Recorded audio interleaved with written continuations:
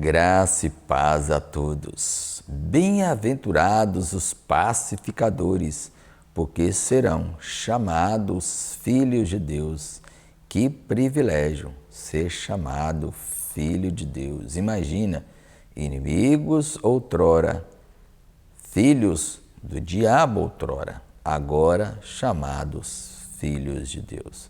É exatamente isso que Jesus vai nos ensinar na sétima e penúltima bem-aventurança.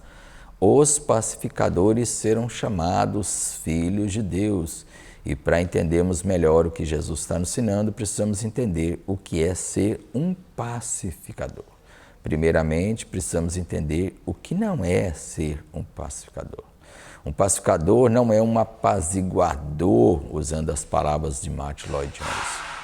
Não é alguém que simplesmente fica calado, inerte, diante de tantas injustiças neste mundo, diante de tanta maldade neste mundo. O pacificador, ele é alguém que luta, sim, pela paz, mas não é simplesmente alguém que luta pela paz pessoal. Não é alguém que luta pelos seus direitos, não é alguém que está preocupado consigo mesmo e que não leva desaforo para casa. Não, o pacificador, ele é ativo, sim. Ele não é uma pessoa inerte, uma pessoa que folga com a injustiça. Mais uma vez, nós precisamos entender que o pacificador, assim como o humilde, quebrantado, que tem fome e sede de justiça, o manso, ele é pacificador não por esforço pessoal, mas por graça e ação do Espírito Santo em sua vida. E é interessante que todas as bem-aventuranças, que são 8, amanhã nós falaremos sobre a última, todas elas estão interligadas. A primeira bem-aventurança, humildade, está interligada a misericordiosos. A segunda, o quebrantado, o que chora, está ligada ao fato de sermos limpos de coração. E a terceira, ser manso, está exatamente ligada ao fato de ser pacificador. O pacificador é alguém manso, mas lembra, manso não é uma fraqueza. A mansidão não é uma fraqueza, é muito ao contrário, uma força, é graça, é poder do Espírito Santo. Porque o manso é aquele que é manso pelo poder do Espírito, é fruto do Espírito a mansidão.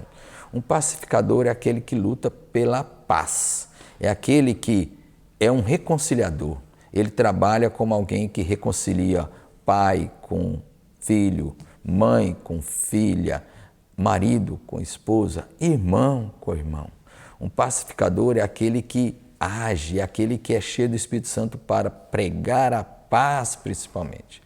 Portanto, veja o que o apóstolo Paulo fala. Quando ele escreve aos Romanos, ele vai dizer, inclusive, que os justificados mediante a paz temos paz com Deus, lá no capítulo 5 de Romanos, versículo 1. Ou seja, nós passamos a ter paz com Deus porque antes éramos inimigos. Ele vai dizer mais adiante, no mesmo capítulo, lá para o capítulo versículos 8, 9, 10, que nós, quando éramos ainda inimigos, nós, quando ainda, vamos dizer, estávamos vivendo uma relação de inimizade com Deus, de ódio, nós fomos então alcançados pela graça, justificados pela fé e temos paz. Ou seja, o príncipe da paz nos alcançou com a sua graça. Essa é a verdadeira ação do pacificador, é aquele que prega o verdadeiro evangelho. Muitos acham que ser cristão é ser uma pessoa indolente, uma pessoa que nada faz, mas não. O cristão, ele é alguém que de fato vive uma fé radical. Mas não, quando eu falo de radical, alguns podem pensar em xiitas, pessoas assim que estão dispostas a matar pela fé.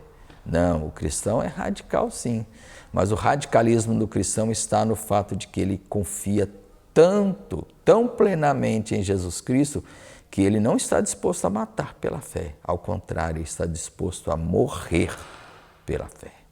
Aliás, Jesus disse isso, não temo aqueles que podem matar o corpo, mas nada podem fazer a alma.